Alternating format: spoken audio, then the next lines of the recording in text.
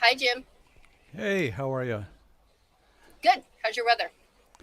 The weather here is it's nice. I think it's like 7 degrees outside right now. Is it? And what's it going to be like tomorrow? Sam's going to take the train home. Oh, I know. I think it's supposed to be nice today and tomorrow, and then Ah, nice. uh, Okay. so We should probably go. Hello, studio audience. hey, folks. Do you want to do a sound check just to make sure that everybody can hear everything? And tell us in the chat if we are too loud or too quiet, or if you have questions, Or if you or recognize the tune. if you would like a shout out, or yes, if you recognize the tune. This is where we play Let's Name That Tune, and I fail miserably. Let's go.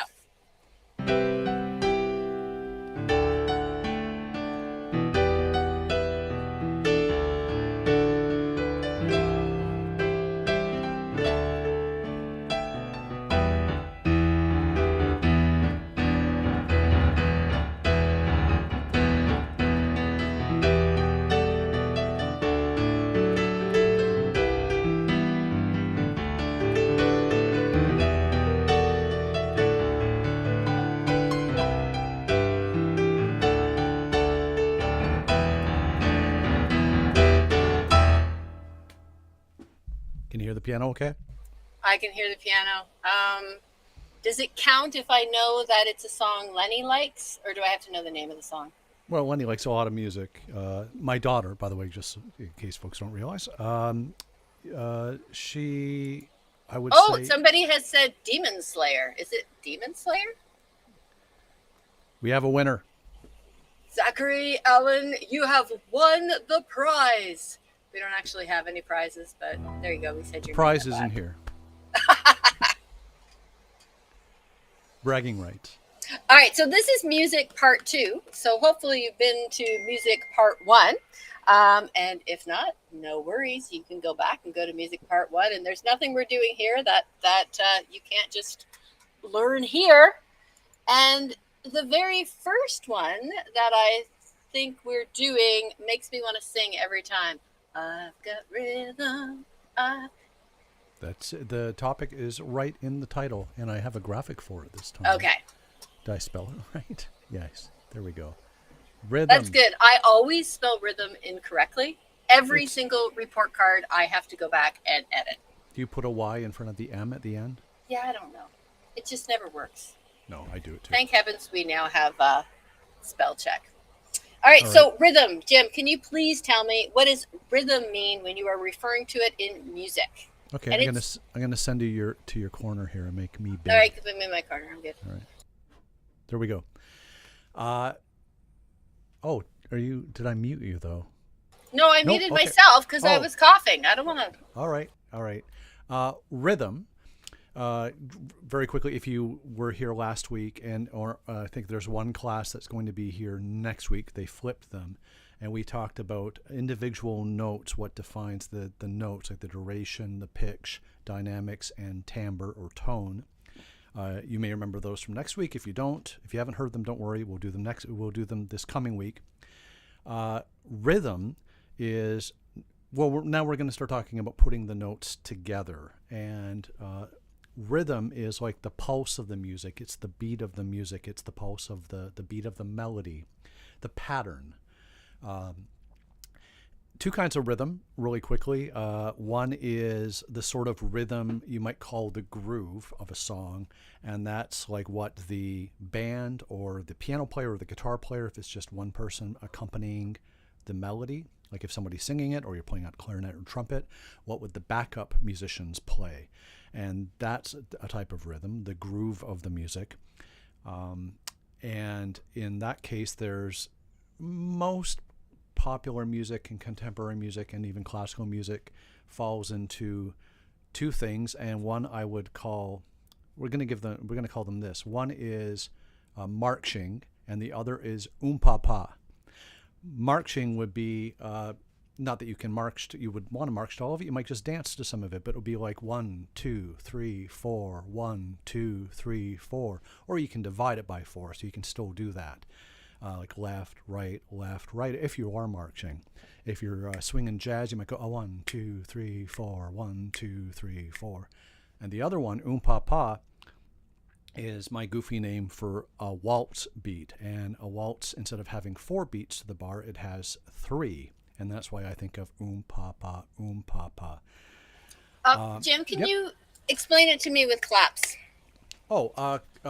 Claps. If it would be 1, 2, 3, 4, like 4 beats to a chunk of music, we call it, the littlest chunk is a bar. 1, 2, 3, 4, and then 1, 2, 3, 4, and it just repeats. And pa would be like, I think I save the clapping usually for the melody. Which is the next thing. The rhythm of the melody is the other kind of rhythm. That's the rhythm of the accompaniment, the background music, the band. The rhythm of the melody is, say you're saying a sentence, and I'm going to say the same thing 2 different ways. I am speaking to you. I am speaking now. Same idea, they have different rhythms. I am speaking to you. I am speaking now. That's the rhythm. Speech has a rhythm. Poetry definitely has a rhythm, and there's not a melody there. But when you apply it to a melody, then you've got the rhythm of the melody, the pattern of the notes. Not just the pitch, not just which notes I'm playing, because this is very different. If I play 5 notes with one rhythm, if I play it, that's a different melody. Or 5 notes, 3 different rhythms. I'm going to show you both kinds of rhythm in one song, and this is something that this is a song. It's a Frank Sinatra standard, I think, jazz standard. I think most folks would think of it as, or much younger Canadian Michael Bublé. And it's a song called "Fly Me to the Moon" that apparently gets used online for TikToks and that sort of thing sometimes.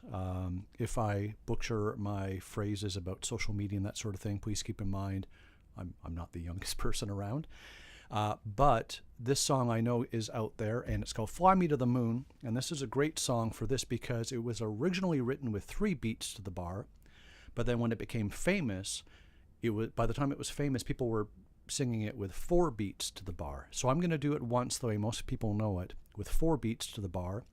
And then I'm going to do part of it with 3 beats to the bar so you can hear the difference. And to make it 3 beats to the bar, I have to change the rhythm of the melody and not just the rhythm of the accompaniment, the background music.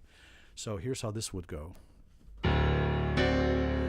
Fly me to the moon and let me play among the stars. Let me see what spring is like on Jupiter and Mars. 1, 2, 3, 4. In other words, hold my hand. In other words, darling, kiss me. Fill my heart with song and let me sing forevermore. You are all I wanted, all I worship and adore. In other words, please be true. In other words, I love you. So let's Fly Me to the Moon with a 1, 2, 3, 4, a 1, 2, 3, 4, 4 beats to the bar. And the rhythm the melody would be Fly me to the moon. Well, now I have to change it to Fly me to the moon because it's going to be a 1, 2, 3, 1, 2, 3, 1. I have to fit the melody over 3 beats to the bar. So here's a big change in rhythm. Fly me to the moon and let me play among the stars. Let me see what spring is like on Jupiter and Mars. In other words, hold my hand. In other words, darling, kiss me. So you can hear both the rhythm of the melody change and the rhythm of the accompaniment, the backing band. Could be a big band with trumpets, or it could just be me at the piano. 1, 2, 3, 4. 1, 2, 3, 4. Change into 1, 2, 3, 1, 2, 3, 1, 2, 3. And there's your fundamental, because it's music fundamentals, the fundamental types of rhythm right there. The rhythm of the accompaniment and the chords and the band and the rhythm of the melody. Good job. 10 minutes exactly. So for the slide deck, I put in a couple of different videos to explain rhythm, one for lower, one for upper elementary, and also some games, one that's very similar to Guitar Hero, except you do it on a keyboard. That one's fun. And yeah, which I fail at miserably, but my students are way better. And then there's one that's a little harder. It's called Rhythm Repeat, where you have to match the rhythm with your mouse. And then the assessment for this piece allows the students to choose a variety of different things and show you that they know how to demonstrate rhythm. Our next topic, Jim, on the screen is a girl's name. There it is. Harmony. I'm curious if there's anybody out there actually named Harmony. I don't Anybody think named that hasn't, Harmony? Come up yet. And by the way, I'm not sure what the deal is with who can post what in the chat, but I'm always happy to, Melissa and I are always happy to answer some questions at the end about these topics or about other musical topics. So don't hesitate to put them in the chat if you're able to. Put them in the chat, or if you have a pressing question, teachers, you also have our emails. Okay, so harmony. What is harmony? I would say that harmony is when different notes are put together and they sound often nice, certainly interesting. And we're going to get into some jargon, some big words for simple ideas, but we're going to emphasize the ideas. But remember the words if you can. If you just have one note by itself in the melody, one at a time, and no other notes with it, that's one is mono. monophonic. Mono means one, and phonic has to do with sound, like your old-fashioned record players, or you'd often call them phonographs. Phon is always something to do with sound. So monophonic is one sound. Now I'm going to use, the teachers may recognize this from Die Hard, if not from anywhere else, when they open the safe. And which may is know, not a Christmas movie. it is a Christmas movie, but moving on. It's the melody alone would be monophonic, and I'll play it like this. I can play it with one finger, but I'm going to use one at a time.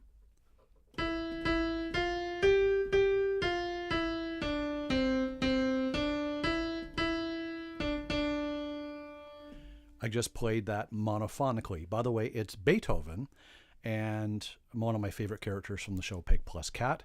Beethoven wrote Symphony Number 9, and that is the fourth movement, for those of you keeping track. But we usually just call it Ode to Joy. So one more time, one note at a time.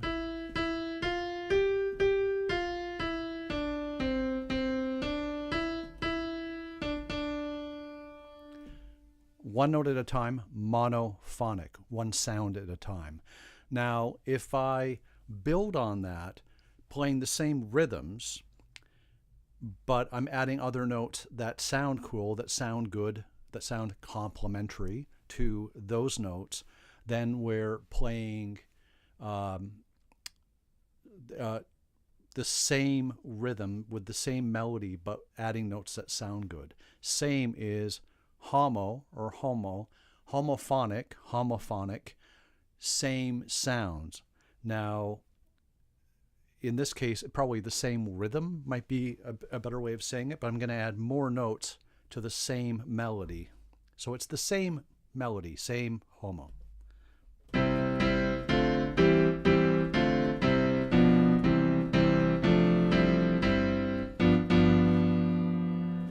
So you heard the same melody, but there was more notes. There was more harmony. I added notes, and all of them, by the way, were underneath. They were all lower pitches than the main melody. For what we're doing, I want to keep the melody on top so you can hear it.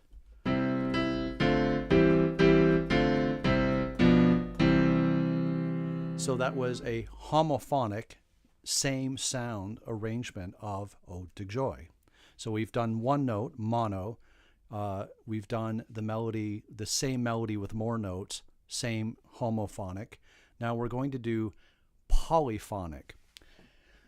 Poly is more than one. Wait. Oh, go ahead. Poly is, this is one of the things we use in math, right? Oh, so like a polygon. Polygon for means geometry. It's a many-sided figure. So absolutely in music, right. It means... When you learn the origins of some of these these phrases, like poly and mono, you'll start seeing them in other things. Like there is homo and poly and mono just doesn't apply to music. Other art forms, maths, sciences. So this is all useful stuff. You might not think it is right away, but you'll find it is. Polyphonic is many sounds. In this case, the example I'm going to play the melody, and it will still be on top, but I'm going to add some other melodies. Now, it wasn't written this way for piano, so I'm going to improvise, make up some other melodic lines, some other melodies to go with it. So you're going to hear a lot of things going on. The original melody, some harmony just for that melody, and then some other melodic lines. Some other melodic lines, that's just right. Melody. So improvisation in drama means that I just throw a scene at my students and they have to come up with all of the script for it. So in music, improvisation means that you're just going to make it up? Very much. And as a jazz musician, it's what I enjoy most, because that's the most distinct part about jazz music is the improvising. When you take a solo, it's not written. You're making it up in the moment. And I'm going to do that, but with a classical theme now.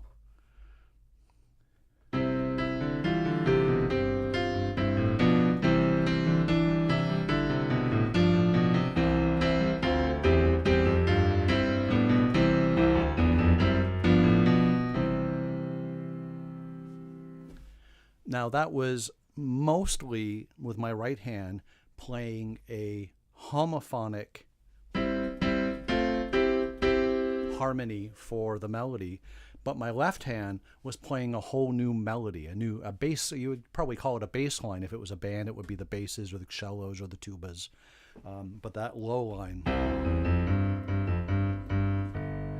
that's a different melody that's a different melodic line than the Beethoven's Ode to Joy.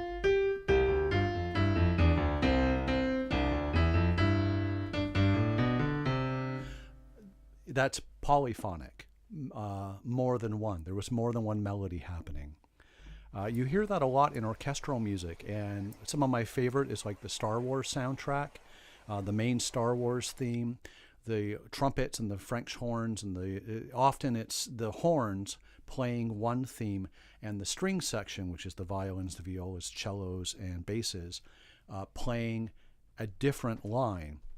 And you may think of one as, oh, that's the theme and this is something else, but they're both melodies and they're happening at the same time, so that would be polyphonic.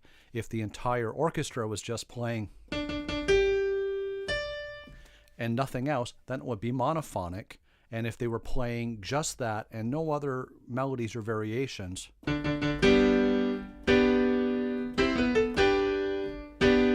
that would be homophonic. But right away, I can tell you right off the top, the bass instruments would be doing something else. That is a different note. So that's polyphonic. So. All right. So all fancy words aside, harmony basically means that it sounds good together. Different notes together. It would sound interesting. So there's music out there where they use two notes together, like to give it like a something to make you uncomfortable, or tension. Musicians would probably call that tension. Like so it's not horror movie not the tracks. most like your if I change the sound on here, these three notes together, you don't think of as sounding, pretty. But if you do them together and give them to the violin section, all of a sudden you've got that famous, that's not it here, the horror movie sound. So it's harmony isn't always pretty or nice. Sometimes there's a lot of tension. So it depends on what you're trying to. Depends on what kind of mood you're trying to create. That is an excellent point. So in the slide deck for this, I gave them Ode to Joy, beautifully done as a flash mob, as well as another video explaining harmony and a younger version for the younger students. And then their toys are the Blob Opera, which if you've never played with, you have to try because it's awesome. And then I gave them another really cool Google Doodle that will do harmonization with various famous classical musicians. But beware, teacher beware, some boards have not allowed students to access this particular Google Doodle. No reason why. I have no idea why. Because there's nothing in there that I can see would be a problem. But just so you know, try it out before you assign it to your students. Okay. The next thing we are talking about is form, musical form. So in science, when we're doing structures and form, we're talking about like buildings and bridges and things like that. So in music, musical form is? It is the shape of a song. The way a construction worker pouring cement to make something might have a form, and it's a shape that they want the cement to. When they pour it in, it takes that shape. You can do that with music. Some songs have a lot of different sections, and you put this part there and this part there. And if you want to change the form of the music, I was just trying to do this. Voila! Yeah, hit the mic. But let's start by talking about a song form, the simplest song form, and again. Just a heads up, there's some fancy sounding words for some ideas that you already know, even if you don't realize it. But this time I put it as a slide in the slide deck. I'm going to add the other slide in there, but this one, it's in the slide deck. Okay. The first one, and the fancy word for it is strophic. S-T-R-O-P-H, not an F. It's a P-H sound, like phonic, phono. Strophic means that it's just one section. Now, even if the lyrics change when you repeat it, because you might play the melody over and over and over, even if the lyrics change, we're just talking about the music, not the lyrics. So if it's the same melody repeated, it's strophic. Here's an example, and I like this tune a lot. It's sort of the unofficial anthem of New Orleans, where jazz comes from, so I've got a soft spot for it. It was actually written by the governor of Louisiana way back when. And it's called You Are My Sunshine, so you've probably heard it at some point. It's strophic.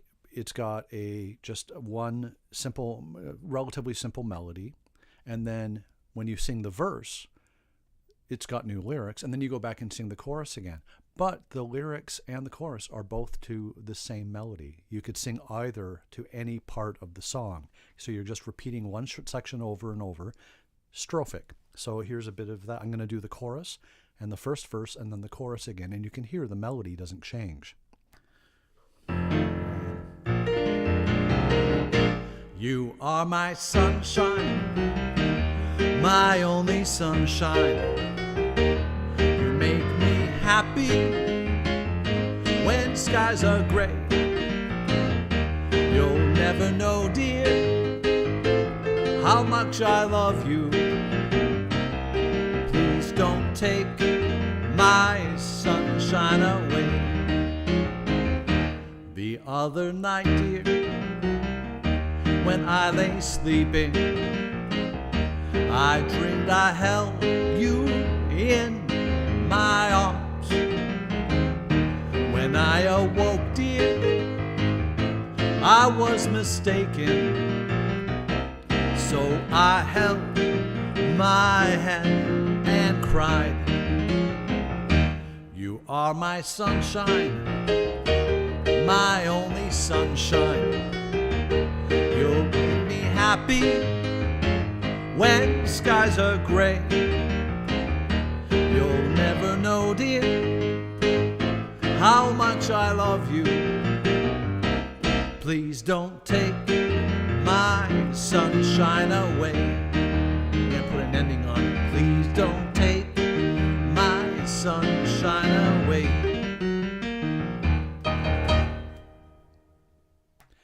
So you could hear, you are my sunshine, my only sunshine. And then the verse was, the other night, dear, when I lay sleeping.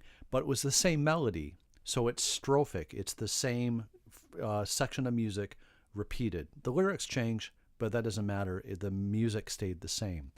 And one extra bonus for you, that when I sang the last line a second time, that's a very common way of letting folks know that a song is ending. Musicians would say, hey, we're almost done, tag it. And adding a tag is like the tag on the back of your on your clothes. You're adding a tag to the end of the song to let people know that it's the ending. The actual term for it, and you see this in classical music and on sheet music, is coda. And coda translates... Wait. Oh. My dog has a coda. One dog? dog has a long coda, and one dog has a really short coda. And when they're happy, they wag their codas. Because coda means tail. So you've got the song form, and then you add a little tail on the end. And that's the ending, the coda, or the tag. So that's strophic. You heard one section repeated. There's another kind of strophic that's very common in rock and jazz, and of course in blues music, because it's the 12-bar blues. 12 bars means it's like 1, 2, 3, 4. That's one bar, because then you would count 4 over again. So it's 12 bars long, and it's strophic because you repeat it. And if I say to a musician on a gig, hey, let's do a blues, the only thing he's probably going to ask me is what key, because he knows it's this 12-bar thing and it's the same chord changes. And if it's not going to be, you have to let them know, because we're all thinking it's this strophic form of 12 bars with certain chords. Traditional blues often has one line of lyric that you repeat, and then the third line, each line's 4 bars, so it adds up to 12. You say sing the first line, sing that line again, and then sing a different line that rhymes with that line. And that's probably the most common blues structure. Fun fact, in grade 7, that's one of the expectations, is that the grade 7 students understand what the 12 bar blues are, and sometimes they have to write their own songs. Can you demonstrate how you would write 12 bar blues instead of playing a traditional one? I wrote one in advance because I like improvising melodies, but I think improvising words, despite what the guys on Whose Line Is It Anyway might tell you. We're not all Wayne Brady, and we can't all just pull lyrics out of the air. So I wrote a one I'm going to call Virtual School Blues. It's the same line twice and then a line that rhymes with it. And this is a 12-bar blues, a strophic form. I'm going to put a little introduction on it. Here we go. I really want to study, but my internet's too slow.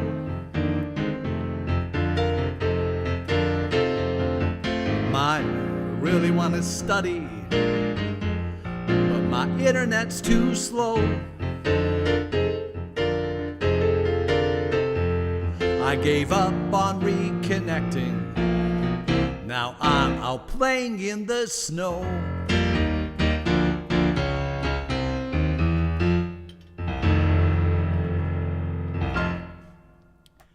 Virtual School Blues. So it was the same line twice, and then you repeat that line. You repeat that, and then you add the rhyme that lines with it, and there's 12 bars. And if I was to keep going, you might add some. I'm playing in the snow.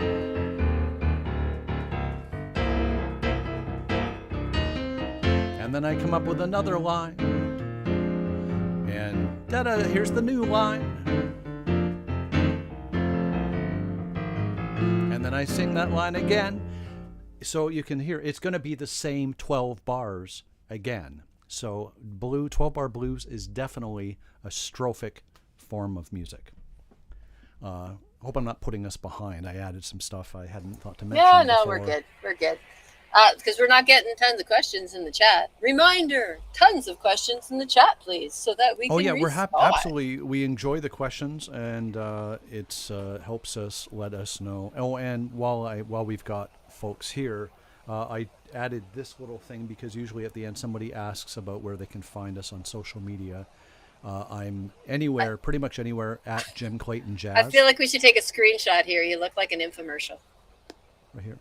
Right here. I mention it now because we love getting pictures and feedback on Twitter, especially, so that we can share, because we enjoy doing this and want to do this for more students and more classes. So, all right, you talked about strophic. Are there any other forms of music besides strophic? So strophic, I've represented on my graphic with a square and the letter A. So you can look at a visual that way or as a letter A. What other forms of music are there? Well, if I was to say the next one starts with bi, and if you think of a bicycle or a biplane with two wings, and a bicycle has two wheels. I think about coding, zeros and ones. Oh yes, binary code. That's ones and zeros, two things, two wheels, two wings, like a biplane. If a song has two sections and no more, then it's binary, like the code. It's a binary form. Now, we're going to blow right past that because binary is also a type of the next one. It counts as ternary. If it has anything with more than one section is ternary, like not T-U like turn around, but T-E-R-N. Ternary includes binary because binary has more than one. So we're just going to address that. Ternary, you could describe sections. You have more than one section, more than two sections often. So you have to call them something. So we usually talk about the A section, the B section, the C section of a song. If this sounds familiar and you've taken some poetry, we're talking about the same sort of thing. Like a poem, you might have a poem that's the rhyme structure is A-A-B-A or A-B-A-B. With music, it can get, well, there's some complicated poetry out there. But music could have as many sections as you write. That's how many letters you're going to wind up with, because each distinct section gets a letter. I'm going to do a jazz standard, and don't let that scare you. Let it free you. It's because you know it. It's from The Wizard of Oz, and it's If I Only Had a Brain. And as is the case with a lot of Broadway show tunes, which was... Wait, that is a perfect song, as I sign all my report cards today, getting ready to send out, and feel like I have no brain left at all. Well, I've got enough to get through the song, so I'm going to play. I'm going to manage the song. If I Only Had a Brain, as is the case with a lot of jazz standards, is from a Broadway show. Is that the case with Wizard of Oz? Was on stage before it was a movie, right? Or was it after? It wound up being on stage. But jazz standards tended to be, jazz musicians would play the hit songs of the day, and there was a time when the hit songs were largely from Broadway shows. I feel like Wizard of Oz was first the movie, because it was the very first movie where they used black and white and morphed into color. That sounds right. I know more about jazz than about movies, so I'll leave that to other folks that know more about this. I mention this because the jazz standards, the Broadway show tunes, are often AABA. They're 32 bars, 4 8-bar sections. You don't need to remember this part, just that this is a type of ternary. And you're going to hear it with If I Only Had a Brain. You're going to hear the same part, melody repeated twice with different lyrics, and then a whole different section, and that's the B section. So you might call it a bridge, some folks. It's just coincidence that bridge starts with B. And then we go back and we do the original melody again with even more lyrics. Okay, enough talking. Do playing. Here's the song. I could while away the hours, conferring with the flowers, consulting with the rain. And my head I'd be scratching as my thoughts are busy hatching. If I only had a brain. That's the first A section. I'd unravel every riddle for every individual in trouble or in pain. With the thoughts I'd be thinking, I could be another Lincoln if I only had a brain.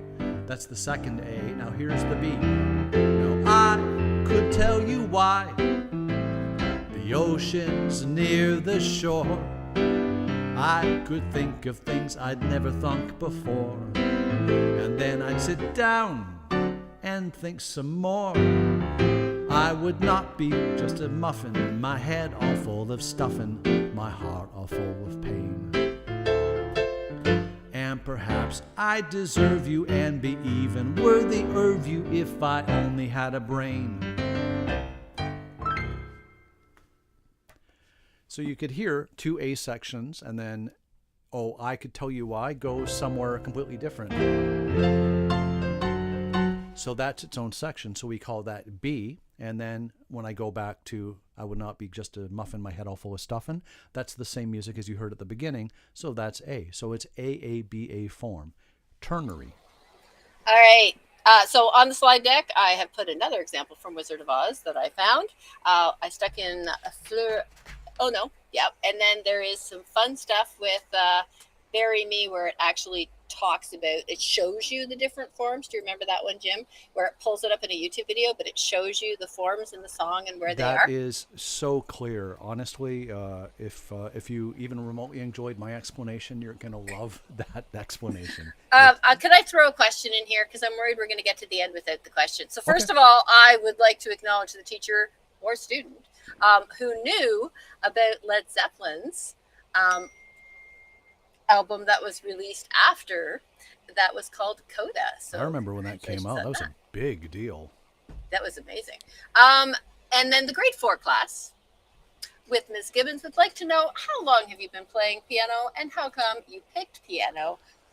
But don't forget, we still have a little bit of teaching to do. Sure. So. The short-ish version. I've been playing piano since I started noodling on the neighbor's piano, probably kindergarten, and then the neighbor mentioned to my mom that he actually isn't just banging, he's actually trying to figure things out. So she got me some lessons, And then what happened was we moved into a house when I was 7. My folks bought a house, and the family that used to own it said, "Hey, we don't want to move the piano in the basement. Do you care if we leave it?" And my folks said, "Sure." And they got it fixed up, and I got lessons, and that was the beginning. That was the beginning of it. So in a way, the piano sort of chose me because somebody just dumped one on my family, and I liked it. I did play some other instruments along the way, saxophone and clarinet in high school, but not with a lot of success. So I like the piano. It's and then I sort of let it go a bit in high school, and then started again when I was about 22. I was working in radio in Sarnia at CHOK, if you're keeping track, and then wound up moving to Toronto, and when I was about 22, and studying music at Humber College, and I've been doing music full time ever since. And that was also when you fell in love with jazz. And same class wants to know if your daughter Lenny also likes jazz, which is where I'm going to put a plug in for you. That Jim's best-selling album, I would say. Am I Most right? successful, for sure. Most successful album was actually called Songs My Daughter Knows, where he played songs that Lenny knows. But does Lenny like jazz? Lenny likes jazz. What Lenny gets annoyed with is I don't just listen to music sometimes, I study it. And as a result, there's a piano player named Hod O'Brien who's passed away, but he's the guy I think I would like to play like. I would like to play like him. And so I've learned a lot of his solos, like right off his albums, by listening to them and figuring them out, and learned how he improvised, like the things he liked. To do that, you have to listen to an album over and over and over. So if I even joke about putting on a Hod O'Brien album after when she was probably 9, she's 11 now, maybe she was 8, she listened to Hod O'Brien pretty much nonstop for a full year. And so she enjoys jazz, but she doesn't enjoy hearing the same jazz record 10 times in a row. So, but our whole house is there's jazz on an awful lot. My wife knows I play jazz, but my wife knows way more about jazz than I do. So there's been lots of brain research done that says that the music that you listen to when you are, between the ages of 11 and 14, even when your brain starts to break down and forgets everything else, you will remember that music. So listen to the correct music, because sadly there is some music that I will remember in my old age that is not what I would pick now. Okay, yeah, I think you still have one more form that you have to go through, and we only have a few more minutes, and I believe it's a grade 5 explanation. Yeah, we're just going to touch on this because you've included some examples in the slide deck. Yes, I did. But I mentioned jazz standards tending to be AABA. With popular music, contemporary popular music of today, whether it's going from, I was going to say Nirvana, but Nirvana is not contemporary to folks that were born 15 years after Nirvana. What have I been listening to? A lot of Ariana Grande. There's trying to think of a lot of the new country rock I dig. All these types of all this contemporary music tends to be very ternary, and by very ternary, I mean there's a lot of sections. Simple version, I would say, contemporary popular song is A B A B C B. Now that might sound complicated, but if you think of it as what we would normally call it as musicians, you would say verse, chorus, guitar solo, chorus, and then maybe the song just fades out. It can be way more complicated in that you might have verse, pre-chorus, like a little thing that goes in between to get you from the verse to the chorus. So it could be verse, pre-chorus, chorus, verse, pre-chorus, chorus, and then a bridge that gets another section that gets you into the guitar solo or the sax solo or a synth solo. The songs tend to have some improvising in there. And then you hear maybe even another verse, and then another pre-chorus, and then you hear the last chorus. So it could be A, B, C, A, B, C, D, E, A, B, C, and maybe you hear C a couple more times as it fades out. So that's why with contemporary music, if I was talking to another musician, like Chris, by the way, because Chris just reminded me, the Led Zeppelin expert is also a performer here in Toronto, and it just didn't click for a second. But I saw Chris play at the Beaches, at an event in the Beaches, and he plays fantastic arrangements of contemporary music, but he'll take like a cool synth band from the 80s and just play it just on guitar and vocal. And so you can really hear in that sort of music the sections, verse, chorus. And if I was doing a gig with somebody like Chris, he might just say, oh, go back to the chorus. I don't think we would ever say, go back to the C section. So in real world jargon, we would say verse, Could chorus. I just give you a clap for that segue? That was so beautifully done. Oh, I wanted to give Chris a shout out. So there's examples.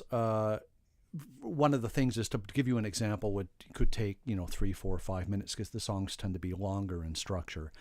So I would heartily recommend that you check out the slide deck and check out some of the popular song examples that are there.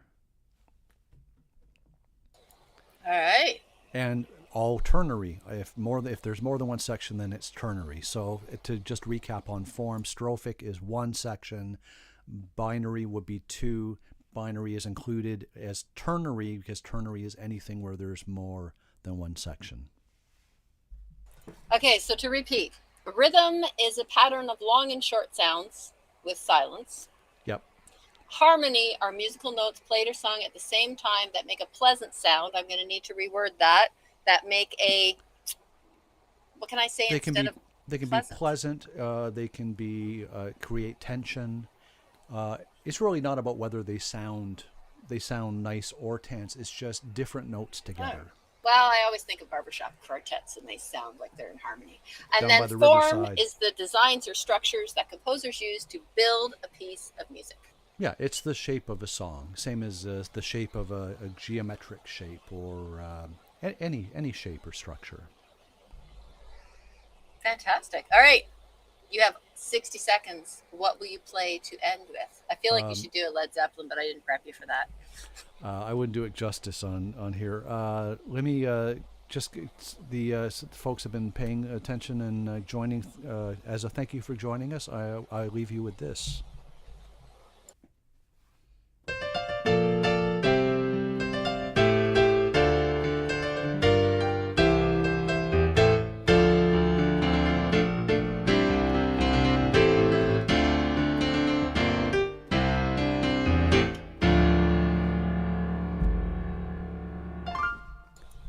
Every day, my students do that to me. Every day. I get a kick out of it. If you're wondering what's going on, you don't recognize the tune, consider yourself rickrolled on YouTube, live on YouTube. All right.